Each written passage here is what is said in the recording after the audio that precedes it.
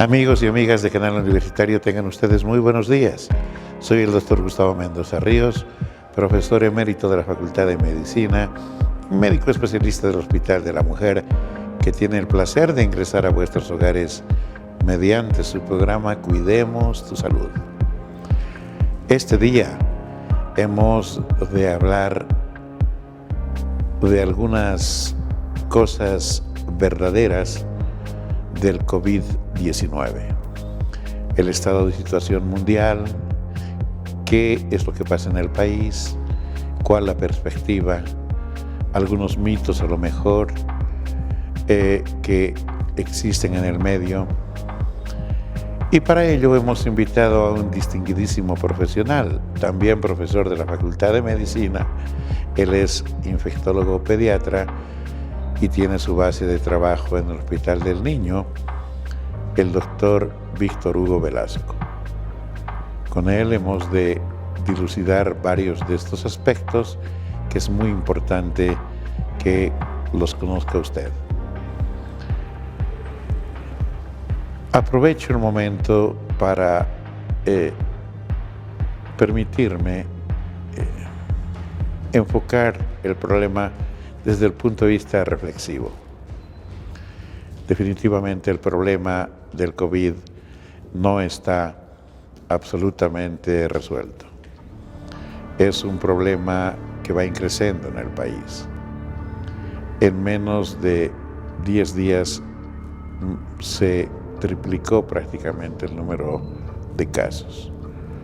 Amigos, ese es el momento de la responsabilidad ciudadana. Nosotros tenemos que ser parte de la solución y no del problema.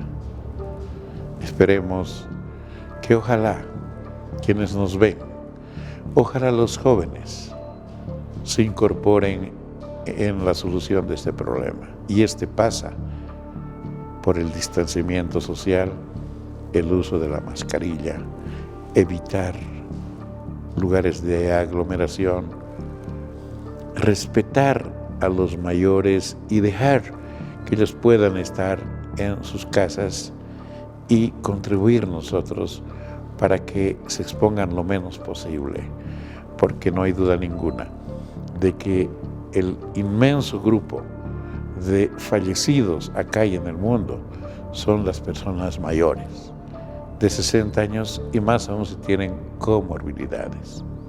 Hay un problema muy serio y es que si esta curva ascendente llega muy pronto al pico, no hemos de tener capacidad suficiente para responder a la demanda de los enfermos. Entonces, evitemos contribuir con la demanda. El país no tiene condiciones para albergar a grandes demandas de enfermos. Que ojalá este mensaje pueda llegar a todos. Dicho esto, permítanme presentarles este video que también es de reflexión y que es un mensaje de la Tierra a la humanidad. Vayamos al video, por favor. Queridos humanos, se fueron a dormir en un mundo y amanecieron en otro. de repente, París había perdido su romanticismo. El deporte su magia. Nueva York ya no despertó. La muralla china no es una fortaleza. Y el Río de la Plata ya no baila el tango. Los abrazos y los besos se volvieron armas. Y no visitar a sus amigos y familias, un acto de amor. De repente se dan cuenta que la apariencia y el dinero no tienen valor. Y que no pueden obtener de ellos el oxígeno que precisan estos días. La vida dentro mío continúa y es hermosa. Solo que los puso a ustedes en sus jaulas. ¿Cómo se sienten? Aquí va mi mensaje. Y espero que les quede claro. Ustedes no son necesarios. El aire, El suelo, El agua. Y el cielo. Sin ustedes estarán bien. aprovechen este momento de encierro para reflexionar sobre cómo tratan a su entorno. Porque así se están tratando a ustedes mismos. Reformulen sus formas de trasladarse, De producir. De hacer negocios. de hacer política. Porque no lo están haciendo bien. Cuando regresen de sus jaulas, recuerden que son mis invitados. No mis dueños. Sinceramente, Con amor, Con amor, con amor, Con amor, la tierra. La tierra. la tierra. la tierra. la tierra.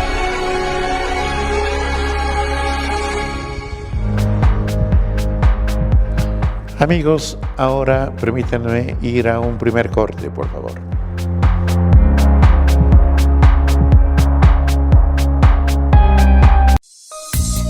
En instantes vuelve la programación de TVU.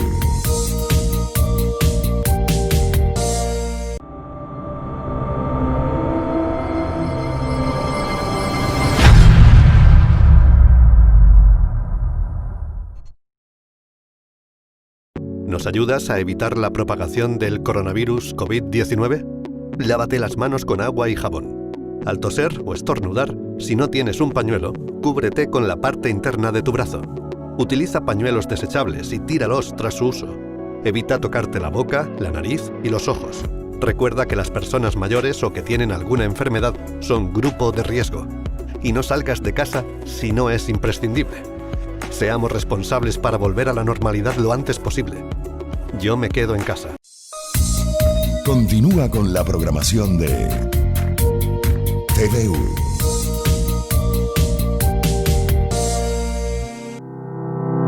Amigos, como lo habíamos señalado precedentemente, está con nosotros un amigo, un colega muy estimado, el doctor Víctor Hugo Velasco, quien, como ustedes saben, es infectólogo, pediatra y profesor de la Facultad de Medicina. Es profesor de la Cátedra de Pediatría del Departamento de Salud Materno-Infantil. Él ha tenido la amabilidad de aceptarnos conversar sobre un tema que nos está preocupando hoy, al parecer más que antes, y es el relacionado con el COVID. El doctor Víctor Hugo Velasco tuvo muchas participaciones en foros para hablar de ese tema, pero queríamos hablar con ustedes coloquialmente, a ver si podemos aportar y demandar de ustedes también alguna actividad que ayude a paliar primero y ojalá después a resolver este tema. Víctor Hugo, buenos días, gracias. Muy buenos días, doctor. Muy buenos días por su atención. Víctor Hugo, este tema que ya lo conoce la población porque es la noticia de cada día, de tanta opinión que se ha vertido y de tantos supuestos curadores o curanderos de la enfermedad, la gente ha terminado muy confundida. Por eso yo quisiera que abordemos el tema diciéndole a la gente de este momento cuál es la situación de los países, digamos, del primer mundo. Estados Unidos, algunos de Europa, etcétera, que se han adelantado como un mes más o menos a el COVID en Latinoamérica. Bueno, todo tiene que ver con el concepto de aplanamiento de la curva, ¿no? Y este aplanamiento de la curva, que básicamente significa es disminuir la cantidad de infectados de tal modo que el sistema de salud responda. Y este aplanamiento de la curva tiene que ver con diferentes escenarios en diferentes países. O sea, no todos necesariamente vamos a entrar en la misma cronología, ¿no? Con respecto, por ejemplo, a tiempos de confinamiento, tiempos de liberación de confinamiento. En ese sentido, entiendo, en el caso de Europa, la capacidad de reproducción de la infección ha disminuido bastante, y en ese sentido, ¿no? Y han podido liberar a su comunidad en cierto modo, ¿no? Todavía tienen ciertas restricciones. Cuando hablamos de la capacidad de reproducción o de infección o de contagiosidad, nos referimos a que el virus ya no tiene esa capacidad de infectar de 1 en 3 o 1 en 4, si un infectado a 3 o 4, ahora es de 1 en 1 más o menos, ¿no? O un poco más, un poco menos probablemente, lo cual le permite a su sistema de salud responder. Entonces ya la gente pues ya puede liberarse más, de tal modo que si se infecta, el sistema de salud puede asistirlos en caso de una complicación. En el caso de Estados Unidos, no, todavía que están pasando un muy mal momento. Entiendo que si bien en Nueva York ya la cosa como que mejoró un poco, ¿no? Pero hay otros lugares como el sur de Estados Unidos donde también se teme un brote importante de la COVID-19. ¿Qué sucedió o qué sucede todavía en Sudamérica? Sabemos que Brasil está con serios problemas, Perú y Chile, nuestros vecinos también. Yo tengo datos que prácticamente ambos últimos están con cerca de 250.000 infectados y uno tiene 4.000, cerca de 5.000 fallecidos y el otro 8.000. Y se presume que tenían cierta capacidad a lo mejor para afrontar de mejor manera este problema. La capacidad de liberación del confinamiento de cada país depende de su sistema de salud. Entendiendo que la inmunidad de grupo se consigue con un 70% de infectados, en el caso de Bolivia somos más de 11 millones, no, más o menos seríamos como 8 millones los que deberíamos infectarnos. Pero hay países que están preparados para poder soportar esa cantidad de internaciones y de internaciones a terapia intensiva. Entonces, comparar fríamente con Chile, Perú, Bolivia, no es algo que no necesariamente puede ser aplicable a nuestro país, ¿no? Hay países que se dan la libertad de liberar ese confinamiento porque pueden responder en atención a los que se vayan a complicar o internar. Ese no es el caso de Bolivia. Nosotros no estamos preparados para lo que se avecina o lo que ya se está avecinando en nuestro país en lo que se refiere a internaciones y a terapias intensivas, ¿no? Por ejemplo, sabemos nosotros que del 100%, 80%, si me permite, doctor. Sí, por favor. El 80% son formas leves y moderadas, ¿no? Estos no van a necesitar internación, ¿no? Entonces, es más, pueden pasar hasta asintomáticos. Pueden pasar asintomáticos o tener una simple fiebre, un dolor de garganta y se les pasa. O sea, 80 se curan solos. Esto es muy importante, ¿eh? Vamos a recordar esta cifra. Hay un 15%, es decir, 15 de cada 100 necesitan internarse para recibir oxígeno y medidas de sostén, ¿no? Como no estamos hablando de terapia intensiva. Absolutamente. ¿No? Solamente internarse con oxígeno y otras medidas como soluciones, alguna medicación que podría ser importante. Un 5% se interna a terapia intensiva, ¿no? Más o menos eso es lo que refleja, esta es la expresión de lo que podría suceder si nosotros tenemos 100.000 infectados, como se ha proyectado para fines de julio. Es decir, si nosotros tenemos 100.000 infectados, el 15% son 15.000 internados, ¿verdad? Que van a necesitar oxígeno. Y el 5% serían como 5.000 que van a necesitar terapia intensiva. Obviamente esto está distribuido en todos estos 2-3 meses, no todo es al mismo tiempo, entendemos. Pero aún así, la pregunta es, ¿tenemos como para sostener a 5.000 que van a entrar a terapia intensiva en estos 2-3 meses? La respuesta es no, doctor, ¿no? La otra cosa es, ¿tenemos como para internar 15.000 pacientes en estos 2-3 meses donde vamos a tener el pico más alto? También la respuesta es no. O sea, ya enfocándonos a lo que pasa en Bolivia, no tenemos la capacidad como para sostener pacientes en terapia intensiva ni internados, ¿no? Algo que sí ya se debería proyectar, ¿verdad? Porque ya deberíamos tener uno de los mayores problemas que tiene Perú ahora yendo a los países, doctor, es el oxígeno No estamos hablando de terapia intensiva. El oxígeno se ha elevado a 20, 30 veces más de precio, ¿no? Por otro lado, ni hay, no estamos hablando, reitero, de ventiladores, nada más de oxígeno. Entonces, seguramente nuestras autoridades esperemos que estén previendo todo esto, pero nosotros como médicos sabemos que va a ser muy difícil sostener esto. Entonces, este es un momento en que todos debemos hacer conciencia y que debemos tener clara la figura de que el que se enferme en este momento está en clara desventaja para que pueda ser atendido. No es lo mismo enfermarse en estos 2-3 meses que vienen que enfermarse de aquí a 4 o 5 meses, donde la curva va a bajar, ¿no? Que es lo más probable, y que donde podamos, si es que nos complicamos, podamos ser atendidos, inclusive que podamos salvar la vida. Entonces, cada momento es diferente y este es el peor momento para enfermarse. Amigos, yo le agradezco al doctor Víctor Hugo Velasco porque fue absolutamente claro. Fíjense ustedes, esta es la curva. Hay una meseta y descenso. Estamos en la subida. ¿Cuál es el problema?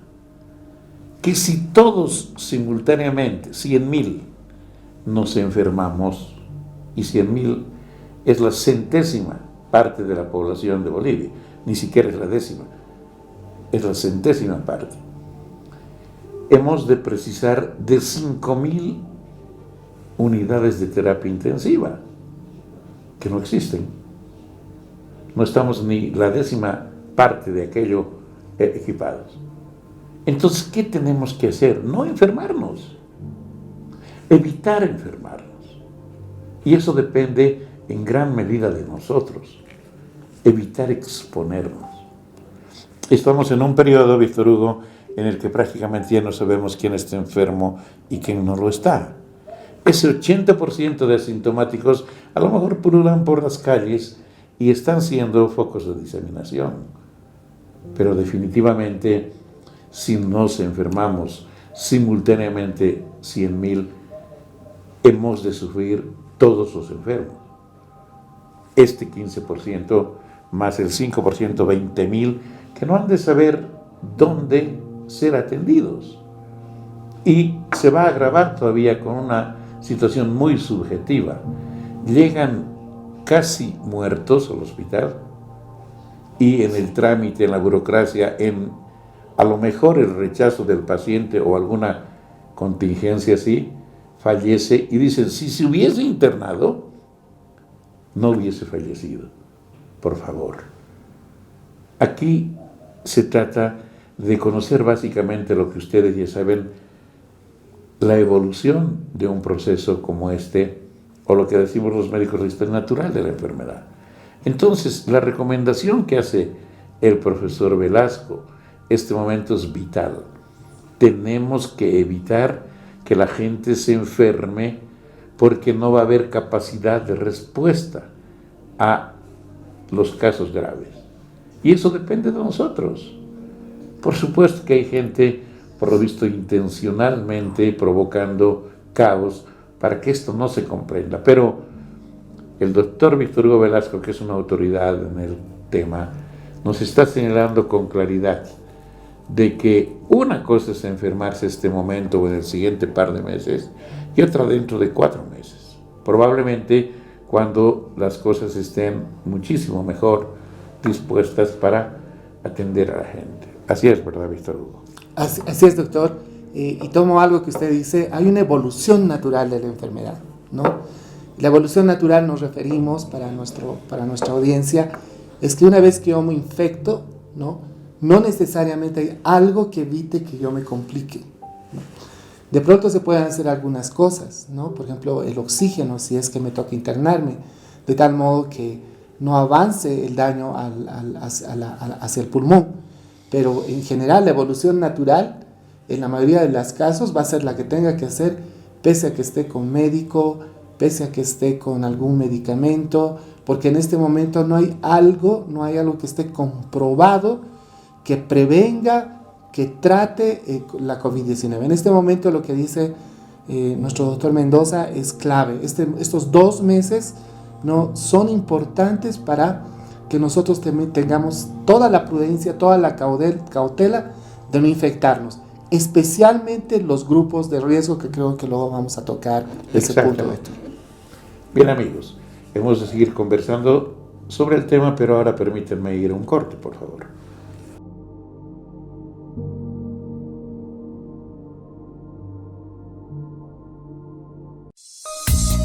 En instantes vuelve la programación de TVU.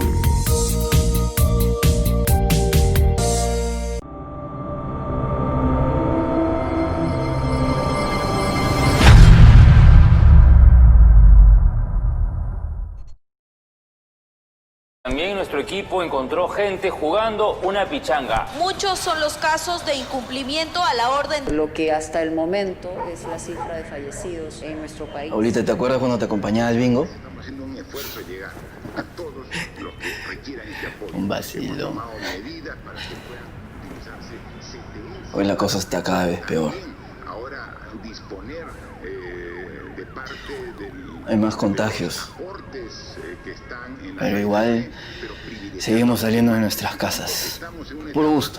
Donde por solidaridad tenemos que pensar en los más vulnerables. Ellos ¿por qué nos cuesta tanto entender? Atención, los que se merecen la principal atención. Tenemos que pensar en el todo y eso estamos haciendo con las medidas. ¿Por qué creemos que todo esto es un chiste? Nos solucionamos vivos. Cada vez más.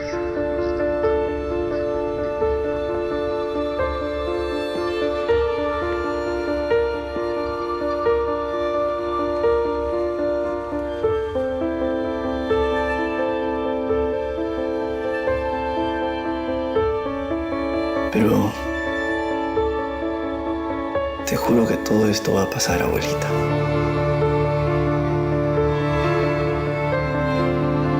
Te lo juro.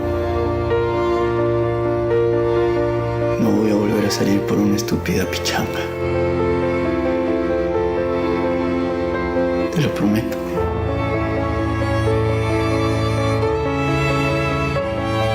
Perdóname. Perdóname por haber sido irresponsable.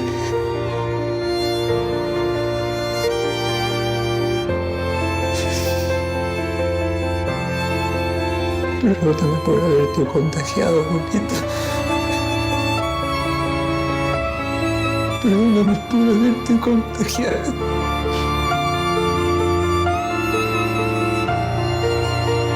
Perdóname, abuelita.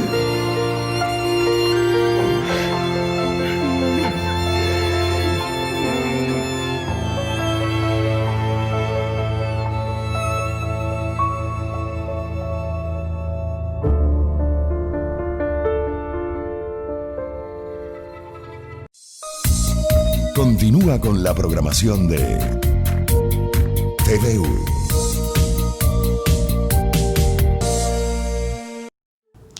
Muy bien. Víctor Hugo, escuché una opinión de un experto internacional extranjero para su medio, pero correlacionando con lo que acabamos de conversar, señalaba que en este momento, en su país, por supuesto, sería muy interesante o muy importante separar a la gente mayor de 60 años de la menor de esta edad, para, reitero, su población. Pueden ser 50 años también, no lo sé. Porque decía, de este grupo poblacional primero, del de mayores, la morbilidad es muy alta. Y la mortalidad también. Se dice que de la gente que se enferma, hasta el 10, 12, 13% podría fallecer. En cambio, en el otro grupo, que no tiene comorbilidades y además es joven, no llega al 1% probablemente en su país este grado de afectación, que es la muerte. ¿Qué opinión le merece y qué recomendaría a nuestra gente? Bueno, me gustaría comenzar por los que no están en riesgo. Correcto. Los que no están en riesgo son los niños, los menores de 20 años. Increíble, la posibilidad de complicarse puede ser de 1 en 10,000, o sea, es bajísimo, ¿no? Y aclaro esto como pediatra, ¿no? porque veo que una de las grandes preocupaciones de las familias son los niños. Los niños son básicamente el grupo que en menos riesgo está, ¿no? Y la gente joven en general. ¿Quiénes están en riesgo? En riesgo están los mayores de 50 años fundamentalmente, de tal modo que del grupo de entre 50 a 60 la posibilidad de fallecer es de 2 en 100. Y va subiendo logarítmicamente de 60 a 70 el 4%, y de 80 para arriba hasta de 8 hasta el 16% inclusive. O sea, mientras uno es más grande en edad, ¿no? Entonces la posibilidad de fallecer es muchísimo más alta. Entonces, aquí sacamos una conclusión, doctor, y creo que eso se refiere con que algunos países, por ejemplo, han establecido que los que más tienen que estar confinados, ¿no? Son precisamente los mayores de 60 años, ¿no? Y también los que tienen comorbilidades. Comorbilidades en el sentido que son hipertensos, diabéticos, obesos, cardiópatas, asmáticos, que son los que tienen más alta probabilidad de morir. De hecho, el 80% de los fallecidos están precisamente en este grupo, relacionado a una mayor edad y relacionado a las comorbilidades. Y el 20% se distribuye en todo lo que son los menores de 5 años y los que no tienen ningún factor de riesgo. Entonces, el grueso que va a llenar estas terapias intensivas son precisamente estos grupos de riesgo. Entonces, aquí podríamos dar también un mensaje, estimado doctor, no sé qué usted qué opina, en el sentido de que no son los adultos mayores, ¿no? En este momento los que menos tienen que estar en contacto, ¿no? con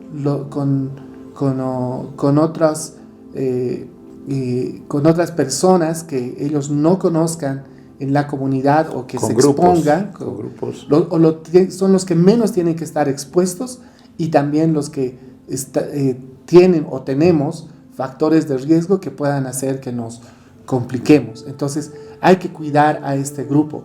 Cuidando este grupo definitivamente sería una estrategia interesante e impactante con respecto a lo que al déficit que tendríamos en terapias intensivas y en salas de internaciones. Muchas gracias, Víctor Hugo. Clarísimo, amigos.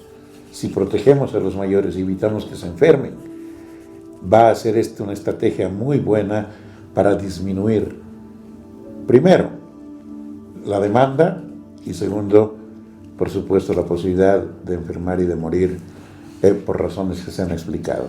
Víctor Hugo, tengo otra preocupación. Todo el mundo habla del COVID y todo es curador o curandero del COVID. Yo he escuchado desde cosas más o menos coherentes hasta cosas totalmente descabelladas. Desde propuestas tan simples como usar el barbijo hasta otras de negar definitivamente su utilidad.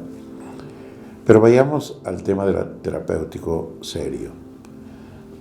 Antes de desmenuzar una por una las preguntas respecto a los fármacos, no queremos quedar ni bien ni mal con ninguna empresa farmacológica, pero dígame usted, ¿existe este momento un fármaco que se haya demostrado en el mundo que es capaz de liquidar al coronavirus?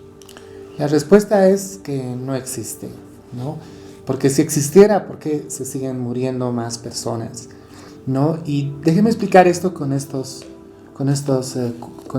cubos que hemos traído, estas cajitas. No olviden que el 80%, lo decíamos al principio, doctor, o sea, 80 de cada 100 se van a curar solos. Correcto. ¿No? Si a estos 80 les doy paracetamol, se van a curar solos, ¿no? Si a estos les doy, discúlpeme la exageración, les doy café con leche, se van a curar. Claro, una limonadita solos. También. Una limonada o un mate de coca, se van a curar solos. Entonces, aquí viene el problema de las sociedades. Y sin nada también se curan solos. Y sin nada se van a curar solos. Aquí viene el problema de las sociedades científicas. ¿Y por qué las sociedades científicas, yo pertenezco a la de infectología y a la de pediatría, decimos que tiene que estar probado? ¿A qué nos referimos? Que cuando alguien viene y nos dice, se curó porque le di a mi comadre esto o este medicamento, o porque a 2 amigos les di estas medicinas y se curaron, O sea, eso para nosotros como sociedades científicas no significa nada. ¿Por qué no significa nada? Porque el 80% se curan solos. Y ojo, y de los que se internan, también una buena parte, tal vez de estos 15% que se van a internar, no estamos hablando de terapia intensiva ya es un tema bastante ya más complejo, pero hay 15% que se van a internar, de cada 100, 15, de estos también muchos se van a curar solamente con oxígeno y medidas de sostén, ¿no? Pero probablemente más de estos 15, más de 10 inclusive, algunos van a pasar a terapia intensiva, seguro que sí, pero se puede decir que en general entre los dos hay 90 que se van a curar sin ningún tipo de medicamentos.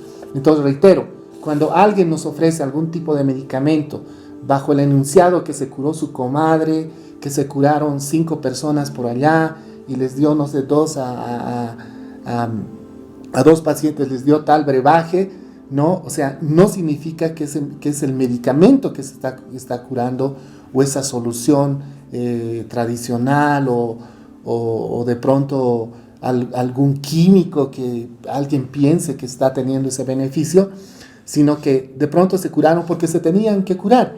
Entonces, cuando decimos que tiene que estar probado, esa persona que utiliza ese medicamento nos tiene que demostrar que se curan más del 90% probablemente. Y eso solamente se puede hacer con ensayos clínicos, con un trabajo de investigación muy bien diseñado. Y esto es importante que la comunidad lo sepa, ¿no? Porque precisamente creo que ese es el justificativo de que ahora haya tantos medicamentos, tantas soluciones químicas, ¿no? Que los sostienen con videitos, con casos anecdóticos. Inclusive, doctor, fíjese, hay casos asintomáticos que tienen problemas en la tomografía vidrio esmerilado en pulmón y están asintomáticos. Así es. Y se curan solos, ¿no? Exactamente. Y por eso están asintomáticos, o sea, no tienen ni fiebre ni ningún síntoma y tienen como una neumonía inclusive. Se ha visto eso ya en la experiencia de la COVID-19. Entonces yo de pronto a esa persona le doy, no sé, como usted dice, una limonada caliente, ¿no? Con 5 limones, ¿no? Y se cura solo. Y yo asumo que la limonada es que le está curando y hago toda mi teoría de que la limonada es el brebaje del éxito, ¿no? No sabiendo que si no le hubiese dado, igual se hubiese curado solo. Correcto. Amigos, esto es sumamente importante y preferible decirlo con claridad y de frente, además, a ustedes.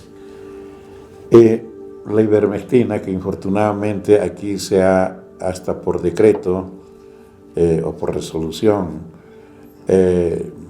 considerado como una alternativa de curación, termina este momento casi siendo descalificada en el mundo porque seguramente lo que no se podía hacer era resistir a la presión, me imagino, de poder de algún sector para decir que el fármaco era curador. Pero es más, fueron más lejos, dijeron que era preventiva. Y aquí quisiera también que le diga a la gente, no hay droga, fármaco, curativo de esta patología. ¿Hay preventivo? ¿Hay droga preventiva? Eso está mucho más lejos, ¿no? No hay algo que prevenga la COVID-19, ¿no? Y seguramente vamos a hablar de la prevención, ¿no? Exactamente. Posteriormente, pero como un medicamento no existe algo que yo tome y prevenga que tenga COVID-19. Y esto es importante saber, porque muchos de estos fármacos que, entre comillas, se los ha puesto como preventivos, ¿qué es lo que ha provocado? Que la gente esté más suelta, ¿no? Diga, ya tengo el medicamento, lo tomo y no me va a pasar nada. No, en este momento no existe nada. En este momento lo más seguro es evitar la exposición, evitar las aglomeraciones, el distanciamiento social, todas las cosas que hemos aprendido a través de los medios de comunicación, a través de programas científicos como este, como la única alternativa de prevenir la infección. Gracias, Víctor Hugo. Amigos, enseguida vamos a hacer un corte, pero permítanme señalar de que no vamos a hablar en particular o de la cloroquina o de la ivermectina o de 3 o 4 antivirales que están a lo mejor pregonándose. Yo he visto spots que me han dado vergüenza realmente porque lo hacía parte del sector médico que decía Remdesivir, esta es la droga que cura y bla, bla, bla, bla. Y estamos realmente todavía en pañales en el tema aunque la gente está muy preocupada y trabajando. Víctor Hugo, se está haciendo un estudio mundial, el Solidarity, que precisamente la OMS lo ha patrocinado, y todavía no tiene resultados, pero con claridad ha excluido algunos fármacos porque se ha visto en el camino que no tienen absolutamente ninguna respuesta a el tratamiento. Reitero, creo que el doctor Víctor Hugo fue absolutamente claro y el mensaje también. Y vale la pena que escuchemos a nuestros científicos, a quienes saben de la materia. Amigos, enseguida retornamos.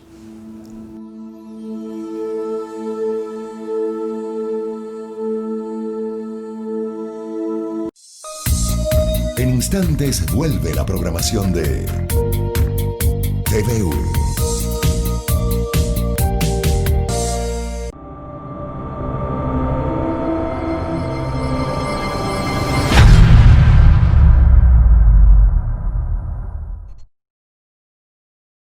Nuestras manos. Comemos, trabajamos, saludamos, creamos, pero también son una fuente de contagio de virus y bacterias.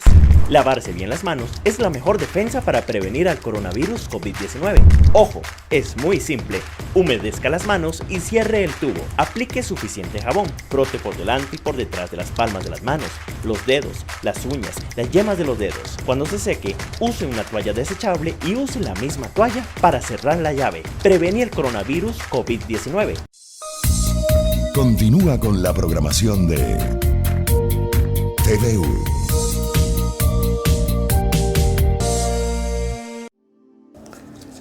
Amigos, hemos de continuar conversando con el doctor Víctor Hugo Velasco, profesor de la Facultad de Medicina, pediatra e infectólogo. Víctor Hugo, en los últimos días, con grandes titulares, la prensa, que magnifica todo, señala que por fin tienen una droga que cura el COVID, la dexametasona, que es barata, accesible y demás. Y en letras chicas parece que señala que se utiliza o es necesario utilizar en algunos casos, no en todos, de pacientes que están intubados en terapia intensiva y eventualmente en algunos que están con terapia de oxígeno y otras. ¿Qué opinión le merece? La gente cree que ya tenemos droga barata, curada, y no vaya a ocurrir lo que ha ocurrido con los otros fármacos. Todas las farmacias se vaciaron, se especuló con el precio de los fármacos y estábamos comprando confites porque definitivamente ninguno de esos fármacos eran capaces de tratar el COVID. Bueno, en primer lugar, mencionar que aquí en Bolivia muchos de nuestros terapistas ya estaban utilizando el corticoide. Pero por supuesto. No es que sea el boom o una novedad, ¿no? Absolutamente. Pero este medicamento se lo usaba bajo criterios que teníamos los médicos, precisamente en las formas graves, ¿no? Exactamente. En los pacientes intubados o en las formas graves de neumonía por la COVID-19.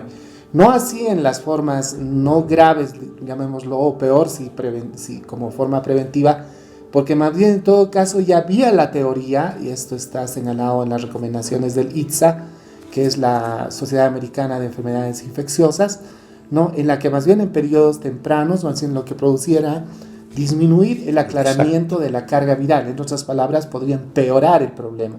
Entonces, esta medicación hay que dejárselas a los terapistas, hay que dejárselos a los médicos que en su momento verán oportuno dar o no dar. Pero los trabajos de investigación han mostrado que tienen un cierto beneficio en lo que se refiere a la sobrevida, ¿no? O al mejoramiento de la disminución de la mortalidad en terapias intensivas. Es una buena noticia definitivamente, pero no es que ya con la dexametasona se curaron todos y todos van a vivir. Tiene un cierto beneficio, pero en estas formas graves. Yo me voy a permitir decir algo más.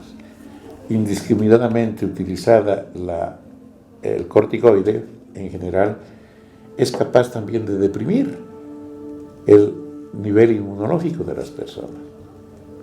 No crean que mejora el nivel inmunológico. Los médicos y los terapistas que utilizan el fármaco saben cuándo y cómo utilizarlo, en qué dosis, cómo descontinuarlo inclusive. No se trata de usar y hoy se acabó, porque entonces podemos generar otros problemas adicionalmente. Una última pregunta, ojalá con una respuesta muy concreta. Este momento la gente está enloqueciendo con el tema del plasma hiperinmune, entre comillas. Esta es una terapia que tampoco es nueva, pero que parece que en este momento en el país se está generando sobredemanda. Estaban a punto de hacer hasta una ley los que nada saben de medicina, como la mayor parte de las leyes. ¿Qué le puede decir a la gente? Bueno, según la experiencia de los médicos locales, les está yendo muy bien con el plasma. Sin embargo, esto también tiene que ser comprobado, ¿no? De hecho, en otros trabajos, el plasma tampoco ha sido necesariamente la solución para que los pacientes con la COVID-19 aumenten o disminuyan la mortalidad, ¿no? Entendemos que nuestros colegas están también haciendo un trabajo de investigación al respecto, ¿no? Y estamos esperando esos resultados. Pero en este momento también podemos decir algo que diga que esté probado que el plasma sea la solución. En este momento solamente son casos experimentales, anecdóticos, ¿no?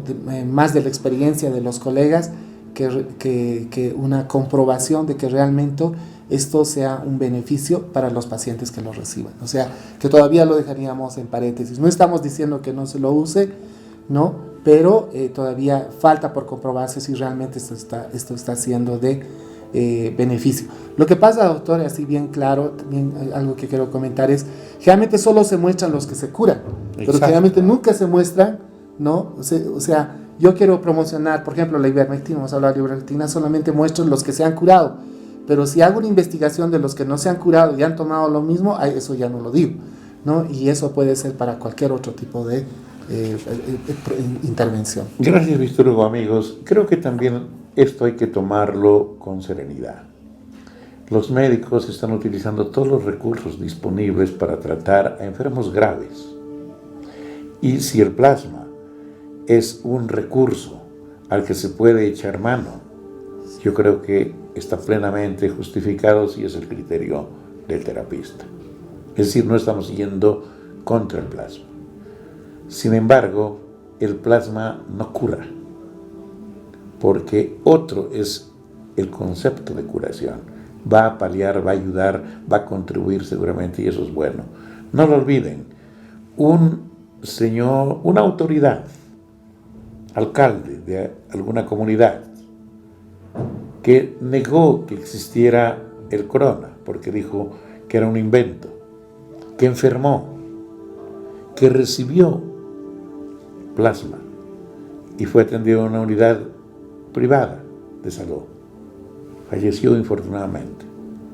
Y periodistas en el país también, a pesar del plasma. Es decir, yo creo que tenemos que ser sensatos en nuestras apreciaciones y reiteramos, todos los esfuerzos que se puedan hacer para salvar una vida hay que hacerlo.